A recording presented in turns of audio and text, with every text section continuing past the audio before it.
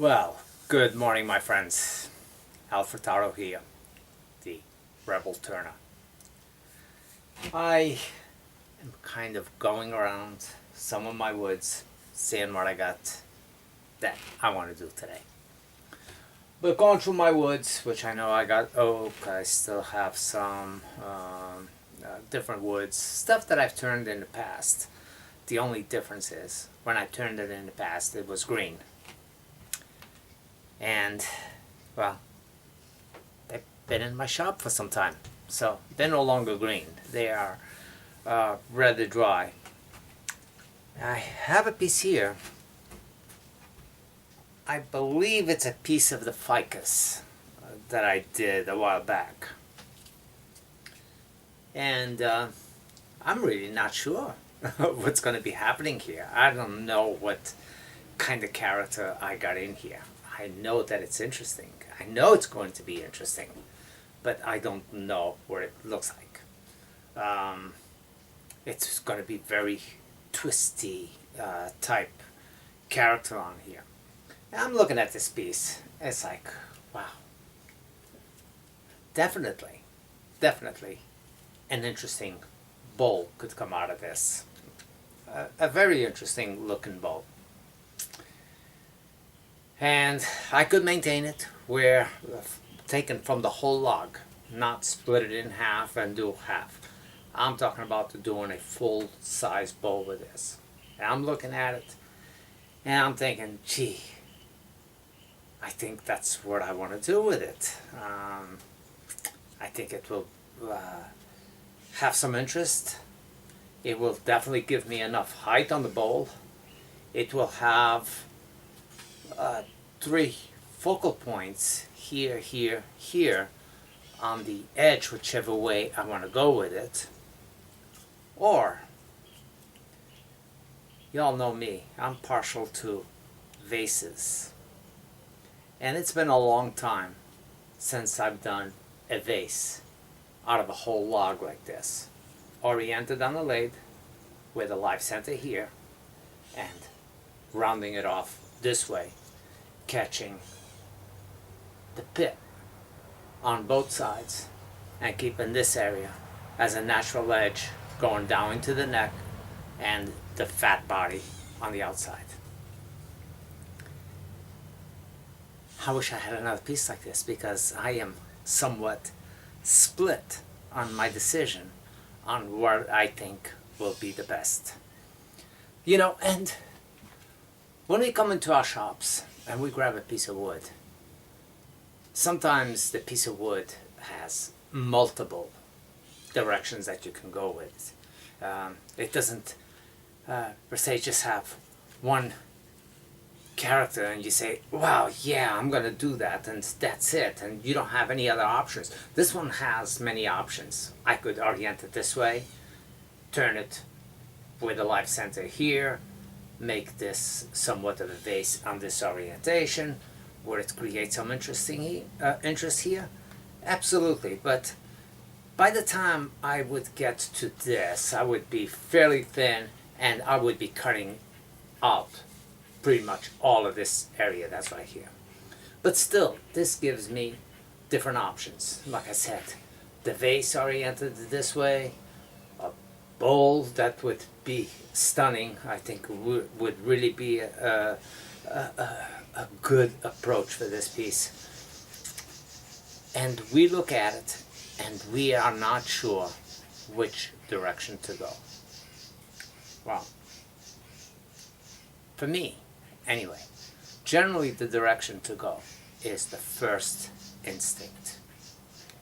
Okay, I looked at this and the first instinct, well, I shouldn't say that. I came out here already with a mindset that I wanted to create a vase for you guys. I like making vases. So I started scrounging around to see what I could pick up with a vase in mind. And I saw this, but I picked it up and I started second guessing myself and saying, wait a minute, this piece might not be the best piece for a vase. Not that it would not be interesting. I just think it would be more interesting as a bowl. So the decisions we make. Do I make a vase out of this? Or do I make a bowl out of this?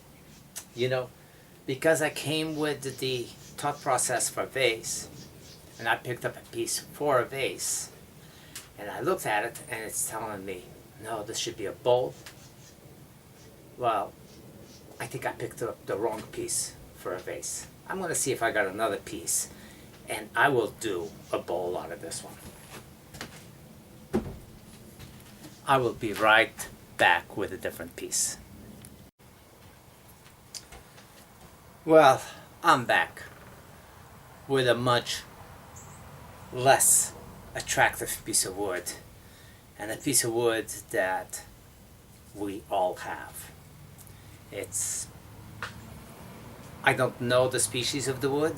I know I've done something out of this, and it was a pretty hard wood even back then when I made something out of it. So right now this is probably going to be horrendous to work with.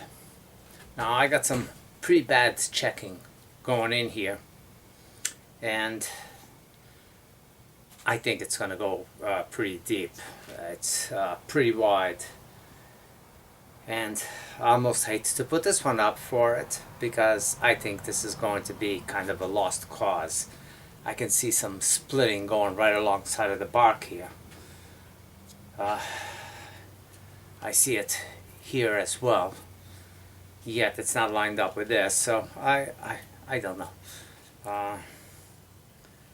This for a vase is going to be way too hard for me. I can tell this piece is extremely heavy and yet it's dry. So it's got a very, very tight growth rings on this that are almost undistinguishable. That's how tight it is. It would really take a good beating on my tools, my limitation of tools. And again, is this a usable piece? Yeah, this would make some pretty interesting blanks for something else, but not a vase. Now as I look through my wood pile, I realize I have a lot of pieces that will make bowls that I either already cut in halves, circles. Now I have this old piece of this is oak, and this was from a very oblong shaped piece that I cut a long time ago. Again, very dry. The bark on it is just amazing, very high, and it's all intact. This bark would not fly off at all. This is a piece that would make somewhat a pretty interesting natural edge piece, because by the time I would cut out in this area here and start going in, I would have some pretty interesting bark on this. There's no question about it. The edging on this would be really amazing. So I think, because I picked up this piece, my whole thought process of the vase, I'm not finding a piece that is interesting enough or that it's exciting me to go ahead and make a vase. Yet I have many pieces. I have many pieces that excite me and say, I want to make a bowl. But today I did not want to make a bowl. Today I really did want to make was a vase. And I know this piece is amazing. This piece has been calling out my name for a long time. This was from that series that I did of Get the Most Out of Your Log series that I thought was perhaps rosewood. And, you know, as it had no bark on it, and, you know, so I got this piece that is saying, turn me. I got this piece that's saying, wow. I got that piece that is really, I'm not sure what to do with it. And I'm looking at all these pieces, and I'm gonna go back to the original piece that I had in mind, and I'm gonna make this, you guessed it, I'm gonna make this a bold. Oh, damn it. No. Decisions, decisions, decisions. I came out with the idea of making a vase. I picked this piece initially to make a vase. I looked at it, it started changing my mind on it. I'm going to make a damn vase out of this. This is going to be the top of the vase, and the body will go around from there. So let's go to the lathe and let's turn this one. Even if I don't make the best possible choice, that's the choice I want to make. Now, to assist me with this shape that I'm starting off with, and if I mount this on the lathe the way it is right now, I'm going to get all this beading, all this wood to cut up on the outside. So the first thing I'm going to do is I'm going to bring it to the bandsaw, and I'm going to somewhat trim it down a little bit and make it more manageable. And the piece that I will be saving will be this part for the top.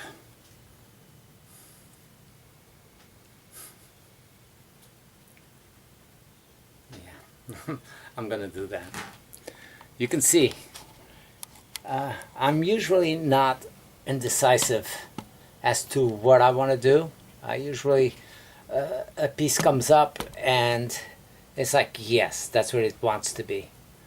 But this piece is really giving me second thoughts about it.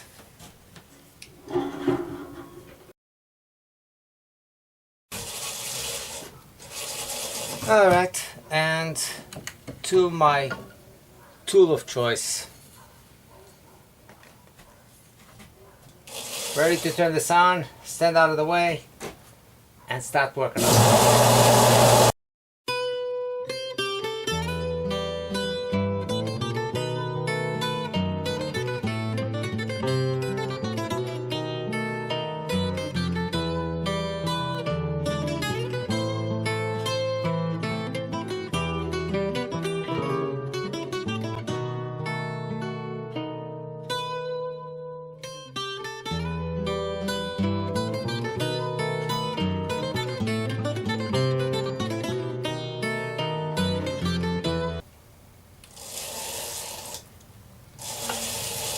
Okay, I'm fairly flat. I can go a little bit deeper to eliminate this, and the vase length will still be okay.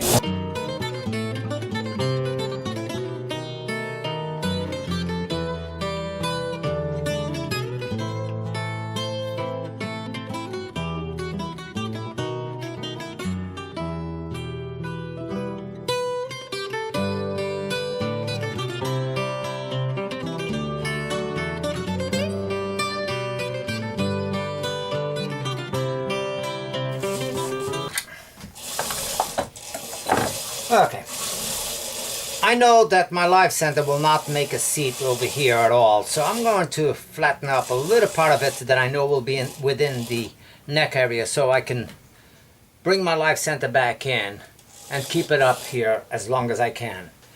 But to bring it in right now, it's somewhat of a lost cause because, like I said, the angle that this sits at, which is something I want, is not going to allow the live center to hit anything at all on this area. So I'm pretty well mounted on here. I can go in here and just clean up a little bit from this middle area, enough to get my cone from my live center in there.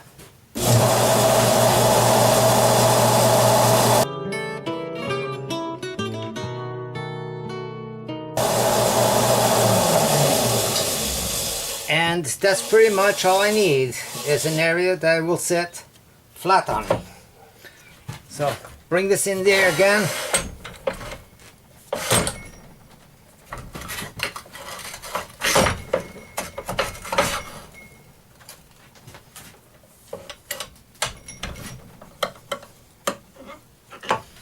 Now I know that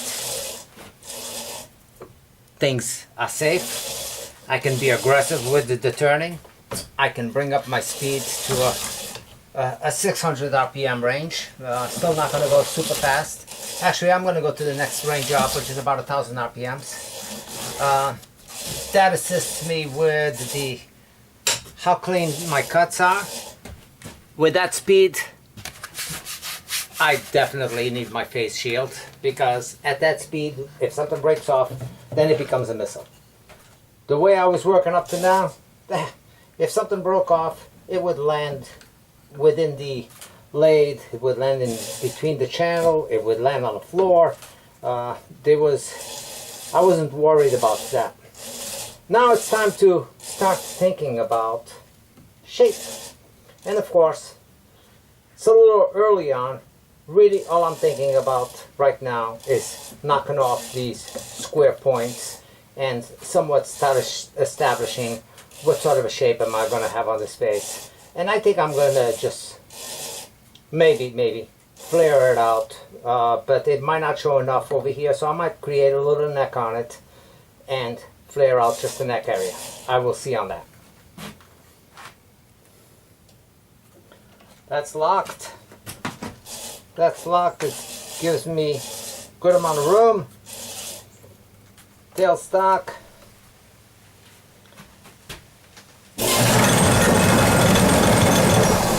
Okay. That's definitely too fast for what I'm doing. I don't want that speed yet. I will turn that speed, but later on. For now, the 600 RPM range will do.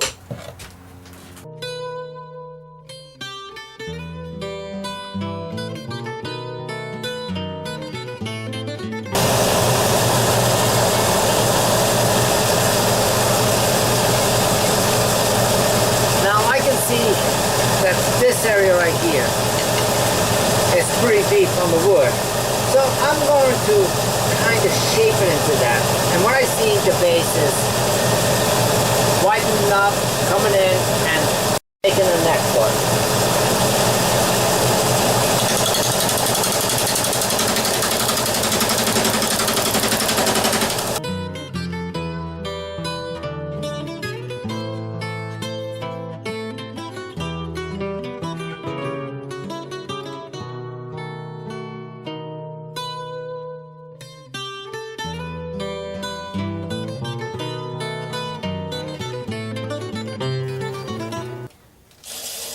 Now you can see that I got a little bit to go in this area here on the neck. I want to come up a little bit higher here, and I want to somewhat establish a little bit better of a shape going through here. I still have to get this square off. Of course, I'll have to get this squaring off on the bottom as well. So all this face is going to be smaller, but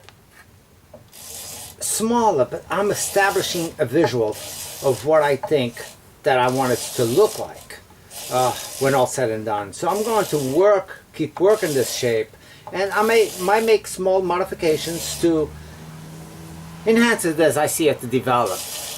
But I think right now what I got going on here is basically the way that I'm going to end up the piece.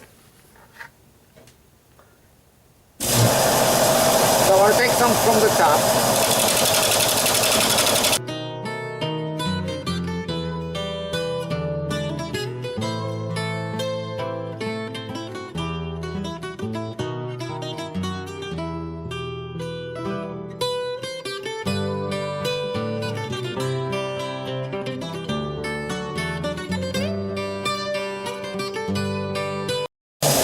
Now it's important to stop and see where you stand with things. Now I don't mind this spark being here. As a matter of fact, once I turn it, the neck might come all the way down to here,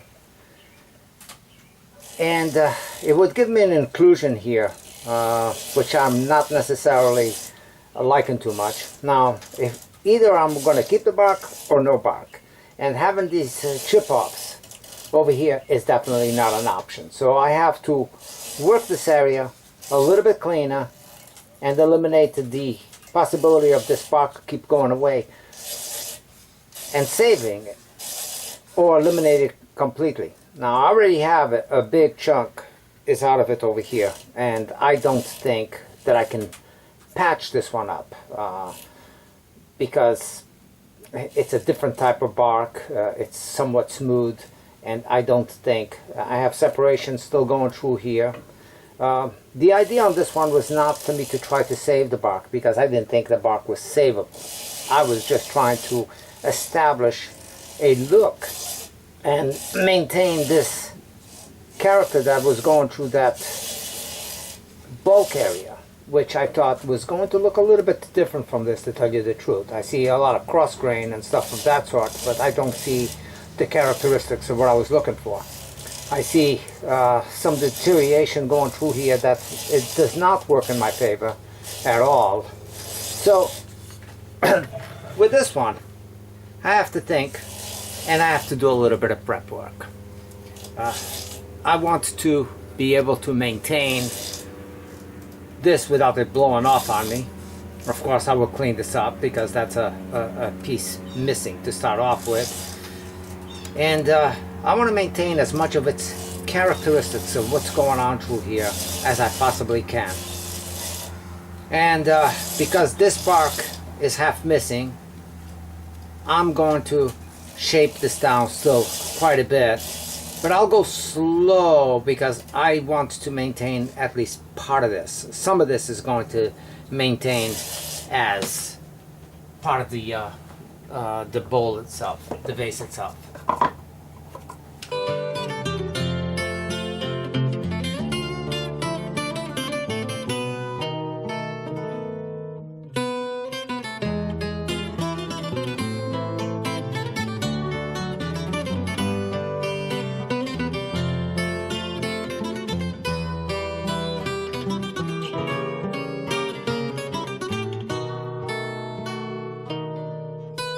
This is roughing.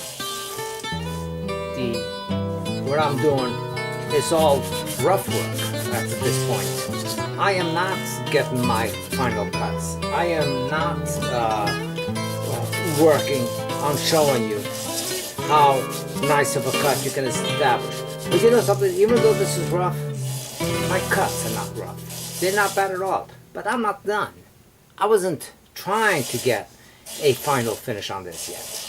I was basically establishing what is the vase going to look like. What is it going to be its final phase? And that's what I got. I'm pretty close to it. I'm going to lose, like I said, the majority of this bark right here by turning this down quite a bit. It will define this neck area a little bit, get a separation between the neck and this piece so it doesn't bleed one into the other. If I'm using the proper terminology on that, it will have a distinction between the top of the neck and the neck side and the mouth of the vase. There should be a distinction here. So that's what I'm working with. Gonna wait just a couple of minutes and start reshaping this slightly. Still, I'm going to maintain the same shape per se. It's just going to be on a smaller profile and tighter in here. Tighter going right through here and a little bit shallower. But whatever I take off here, I'm going to take off on the neck because I want to maintain the same angle more or less. Same angle. And we'll see that in a minute. Be right back. Okay, I'm back. It's been a couple of minutes. This has had a little time to cure up. It should be pretty good. Now, because we get a much cleaner cut at a higher speed, and this is pretty well balanced off at this point, at least I think, I'm going to try to see if I can bring it up to that 1000 RPM mark now. And continue with establishing shape and get slightly cleaner cuts. I'm not too far off on that, but I'm gonna continue.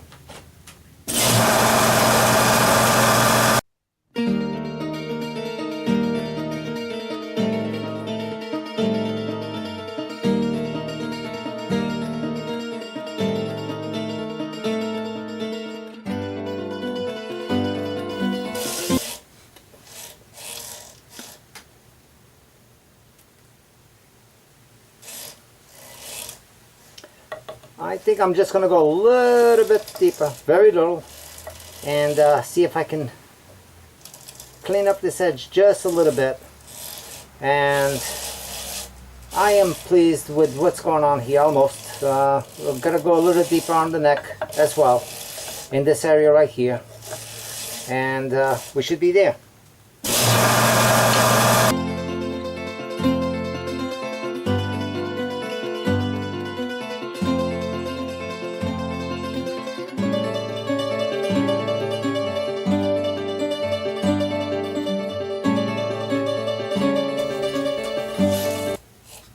That's good.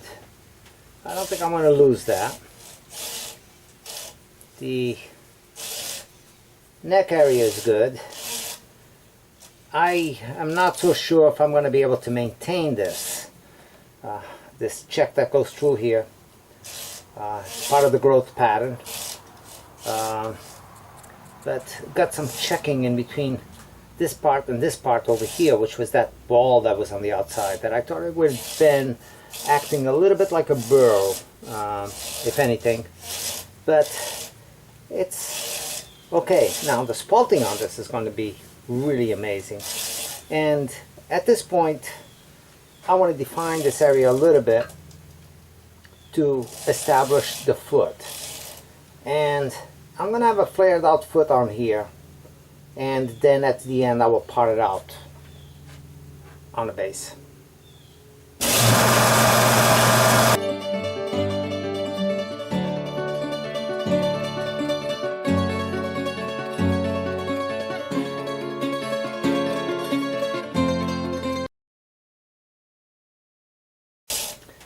Now that pretty much establishes the whole shape of the vase of what I'm looking for. And I'm going to start sanding this up. And again, I'm not going to bore you with all the sanding.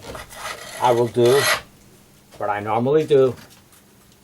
80 grit power sanding all the way up to 400. And I'm not going to finalize it until I actually hollow out the inside.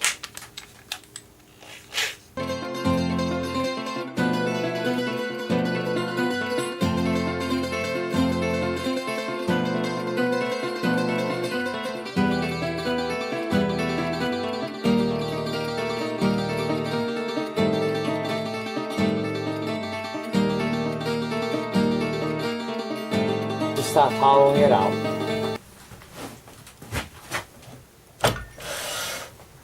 So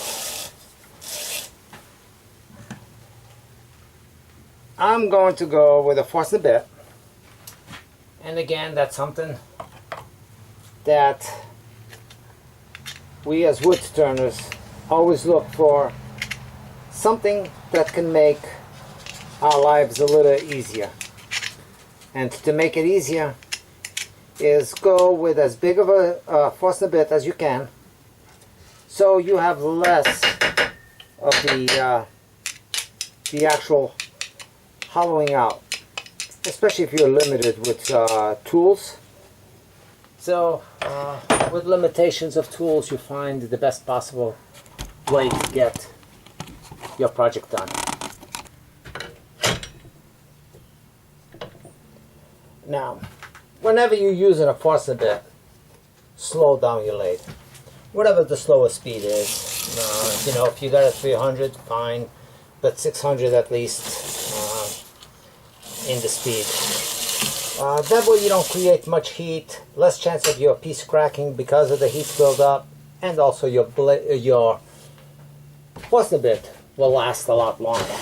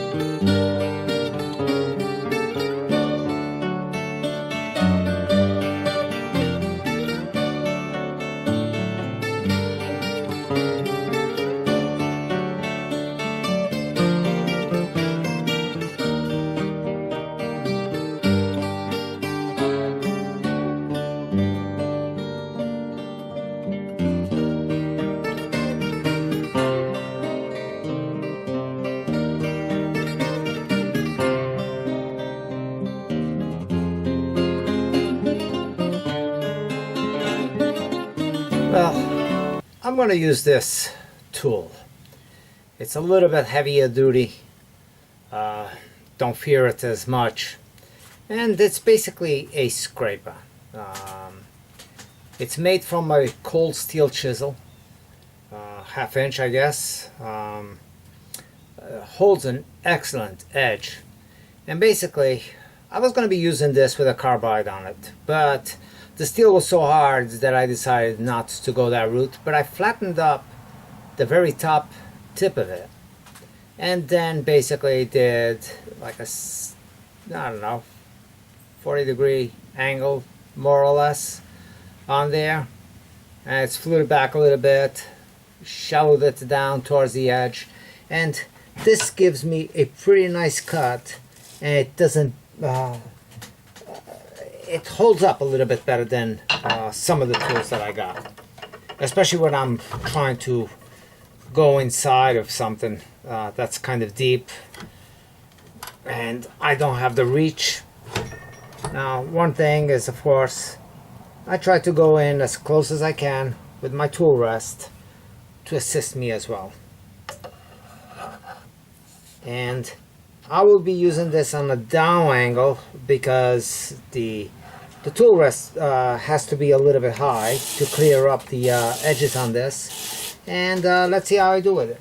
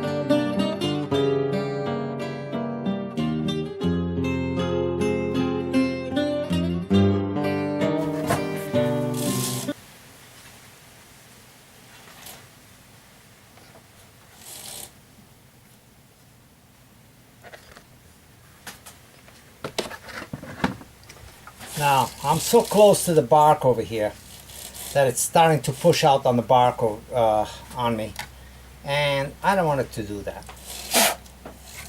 I want to be able to see through it but not pop it out.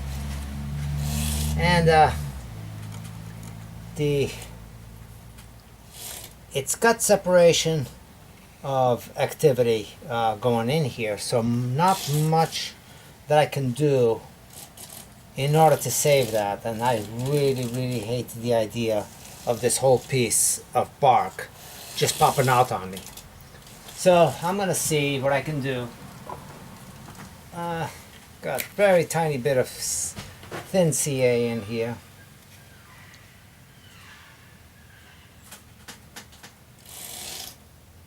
And see what I can do in there. See if it will hold up.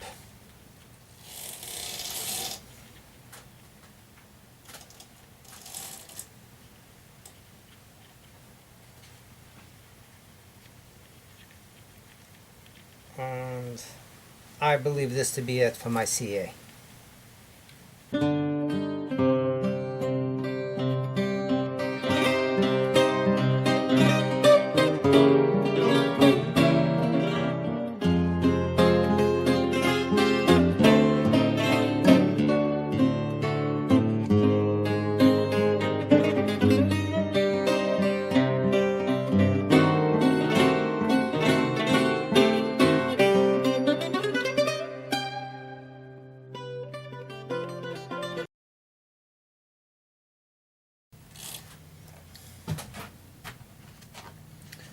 Now, I know this is going to be one of the nicer vases that I've done for the wood grain.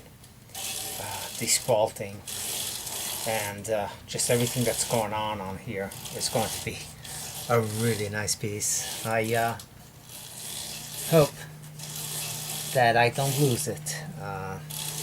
So I'm taking all the precautions I can in order to maintain it.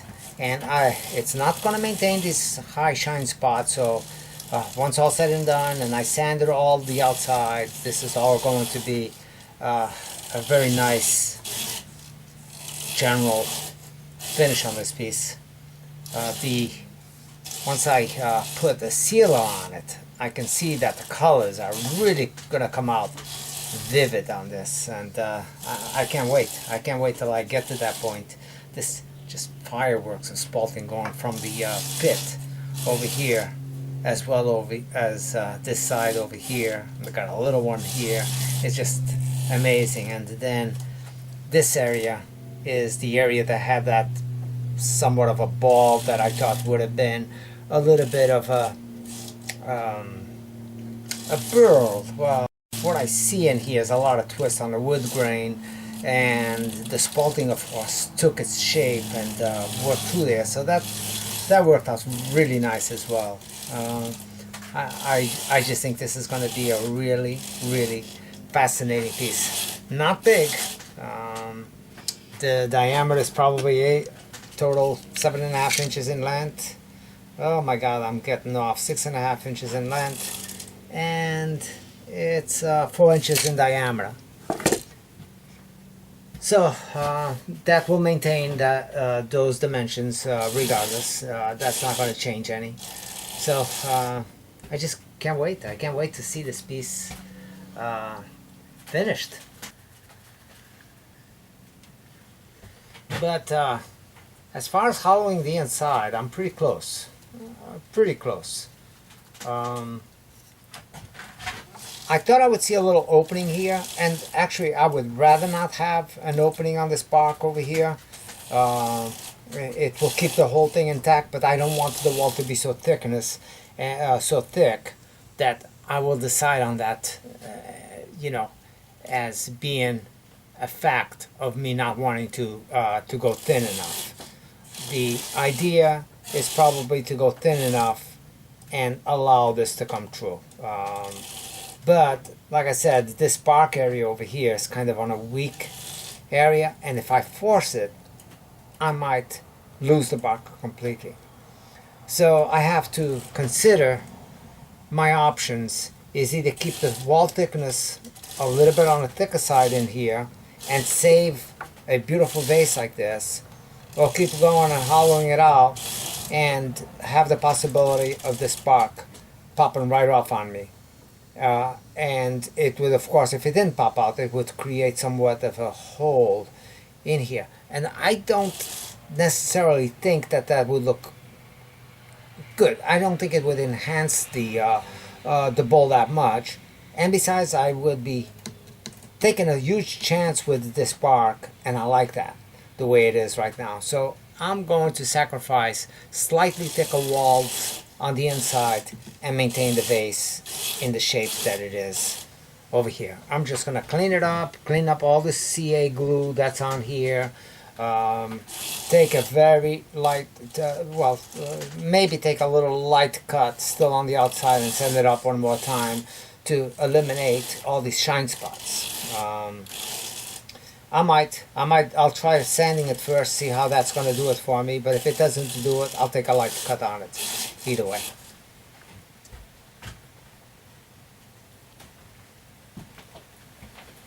Be right back.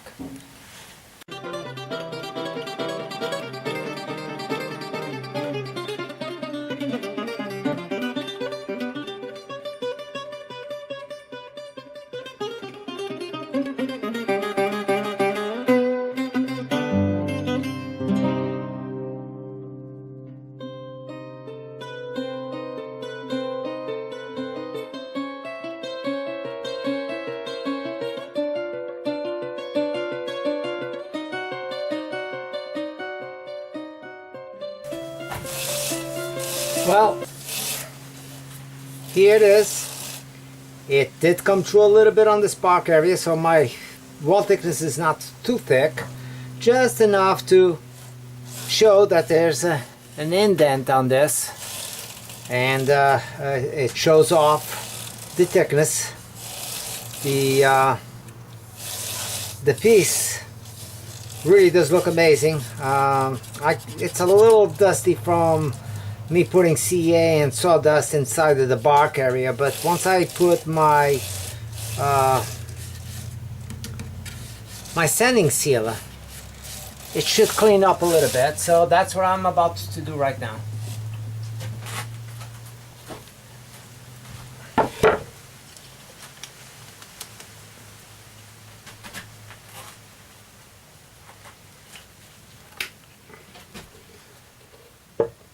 So time for the wow factor, I guess. I'm hoping.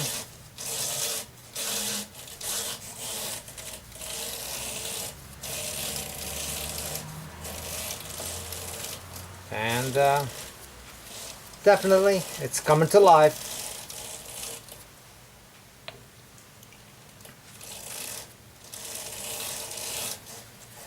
And things like this, when on the occasion when I do come out here and make a vase, and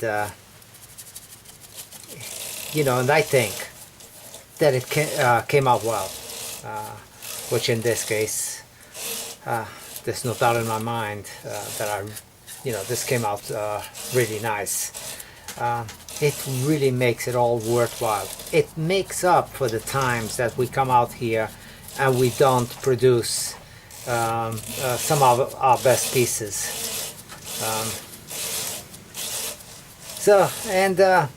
It's not the type of wood that you use. I mean, this is Ficus, I believe, which is absolutely nothing special about it.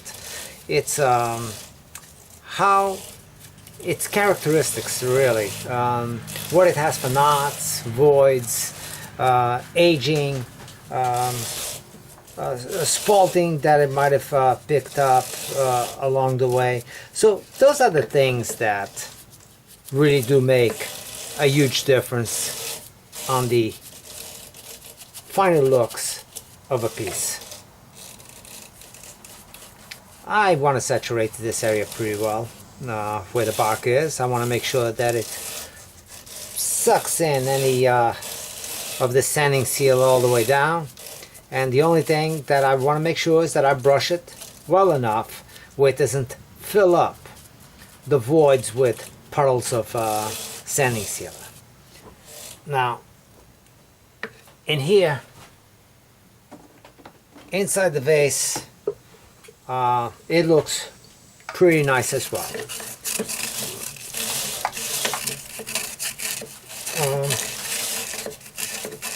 So I'm not disappointed with the finish I got in here either.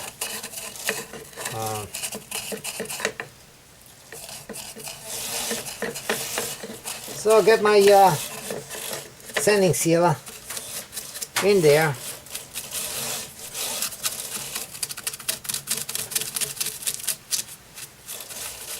And while this is wet, I know that this oversprays everything around me, but while it's wet, I turn on the lathe for a second. And that kind of removes everything from any voids that's in there. Then just brush it out lightly and get rid of any bubbles that you have left. Although when you start wet sanding, you're going to get rid of those bubbles, but you're not going to be able to wet sand very well inside of these grooves of the, as a matter of fact, you're not going to be able to wet sand it at all, not just very well.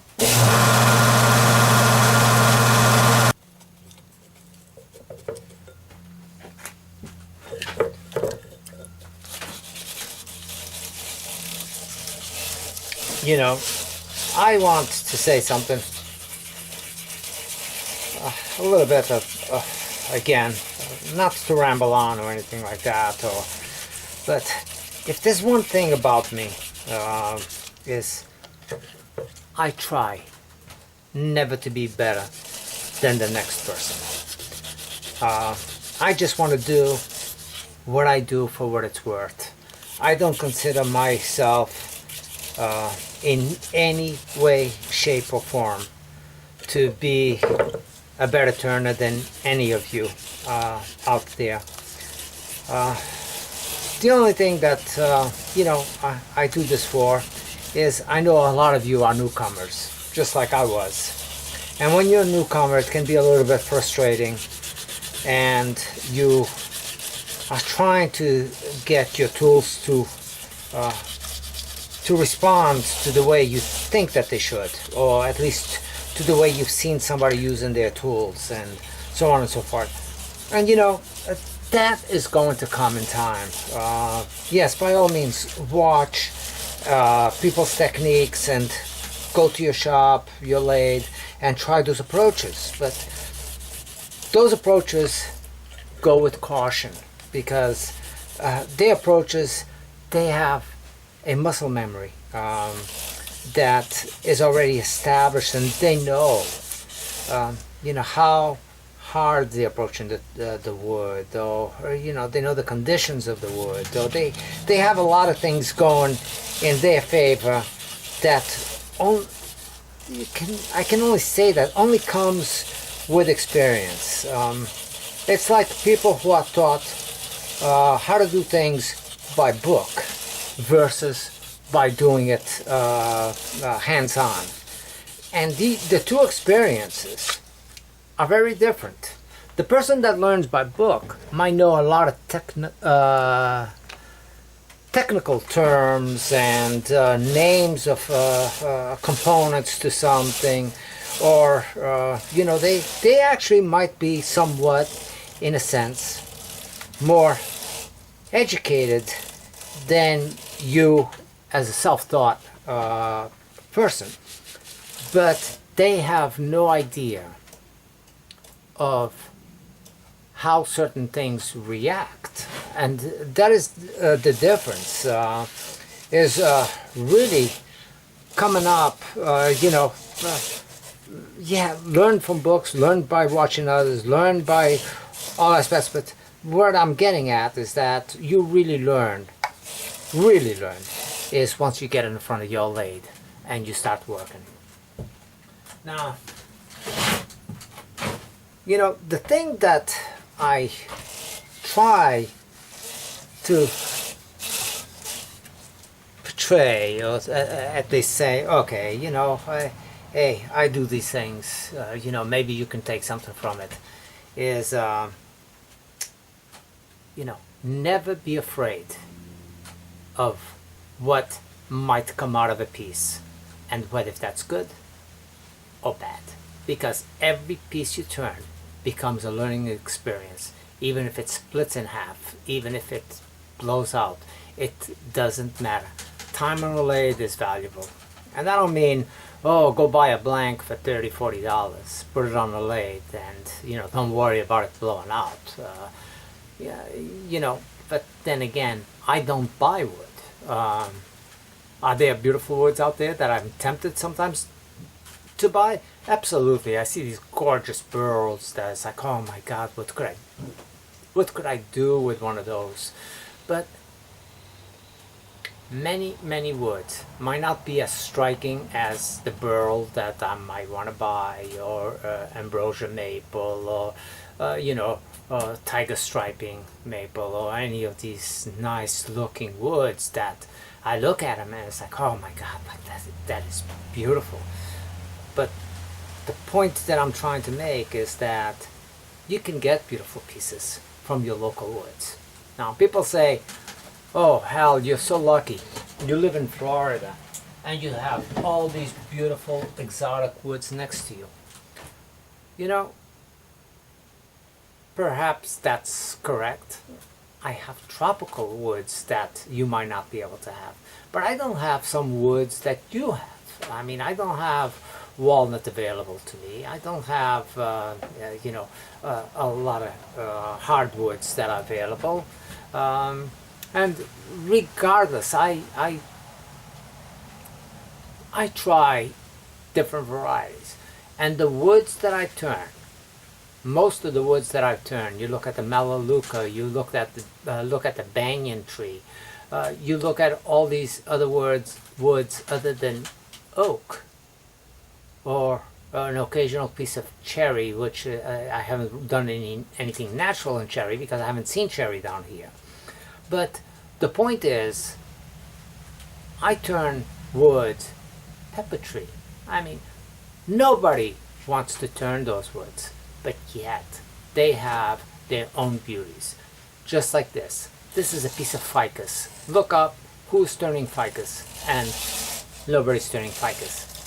You can see what you can get out of a local piece of wood that even if nobody else turns it, does not mean that it's not turnable, does not mean that it's not going to create something that's really nice for you.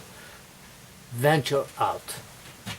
And and if something doesn't look that good on the first shot, when you first put it on the lathe and you turn it and it's like, blah, it has nothing interesting, leave that piece of wood laying around in the rain and in the elements for 3, 4 months, 5 months, and then take a second look at it. You'll be amazed on what nature has done for that piece of wood. And all of a sudden, a very bland piece of wood can be really sparkling and exotic like this. So I don't throw away any wood. I mean, the only wood that I've thrown away, and that's because its aging took a bad turn for me, and that was the bottle washer tree that I picked up recently. And I've seen people, postings that people turn that wood, and that it's a wood that is desirable. Well, I had no luck with mines.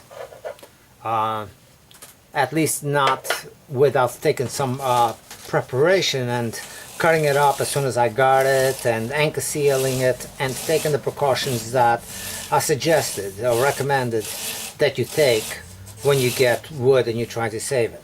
Well, I'm not one of those people. Not saying I shouldn't be, but to go through those steps. Every wood that I got, or that I have, basically, I get it, I chop it up, or I cut it up more or less into decent size logs, and I put it outside or some inside, depending on how I cut it up. If I cut it up into round blanks, ready for bolt turning and stuff like that, I put it inside the shed, the shop. But if I just have 10 logs of oak and melaleuca and whatever else, all that just stays stacked up outside in a wood pile. All mixed, no specific on how they're divided or anything like that. So,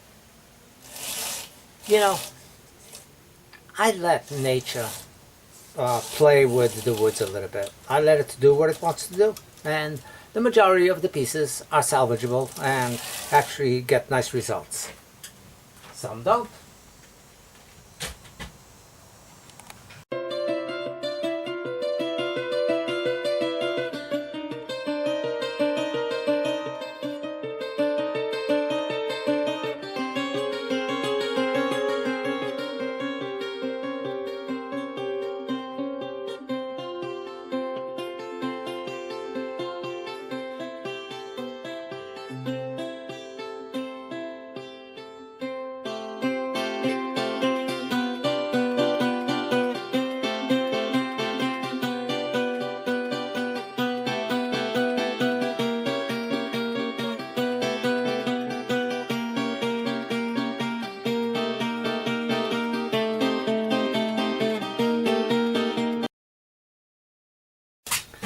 Ready to part this out, and the base I will sand it, just sand it down.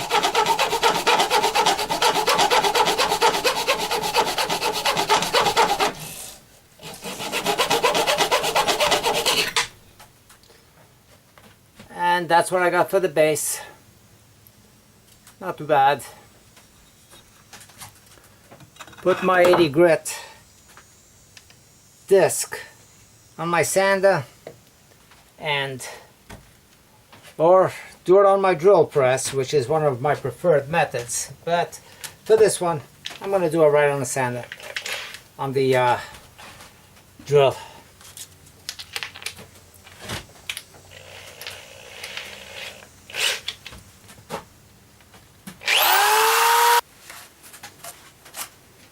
Well, there's absolutely no reason for me to show disappointment on this one. I think that really came out amazing. The grain, the whole finish, the character that it involves is really nice. Now, do I think that maybe I should have made a bowl out of this? I will never know. I can keep thinking that I probably should have. It would have given me a lot more wood than the vase itself, and the character that the wood has, it would have had more to show off its beauty. But as a vase, it really has its beauty as well. So, beautiful, beautiful going through there. And, you know, those are the choices that we make. And we wonder, we can keep on wondering if we made the best possible choice or not. But we make choices and we live by them. Now, love that spider effect where that crotch area was. All the crackling going through there. There's the other pit. And the inside is beauty in itself, with this checking going through here, the separation of the tip. So, here it is, another vase. I know. I'm partial to vases, as Mike Walt is to goblets. It's one of my favorite things to turn. Yes, I turn boxes occasionally and quite a bit of bowls, but in general, the pieces that have been the most striking for me and the most appealing have been vases. So here's another one for us to enjoy. Well, thank you for watching, and I might, seeing that I'm off today and tomorrow because the job really hasn't taken off, I went down to Miami prematurely. Permit was not approved per se, had not been released, and you know, even though I scoped out the job and lined up subs for it, but the job really wasn't ready for me. So I decided to come home last night, enjoy the weekend with the family, and also see if I could get myself in here. And just in hopes that I had seen things wrong with the bottle washing straight, but no, I didn't see anything different today or yesterday than I did in the past. That's a gone wood. So I'll work with the older woods that I have. They all come like this. It's good. Yes, I'm scoping around. I'm looking as to what's my next piece.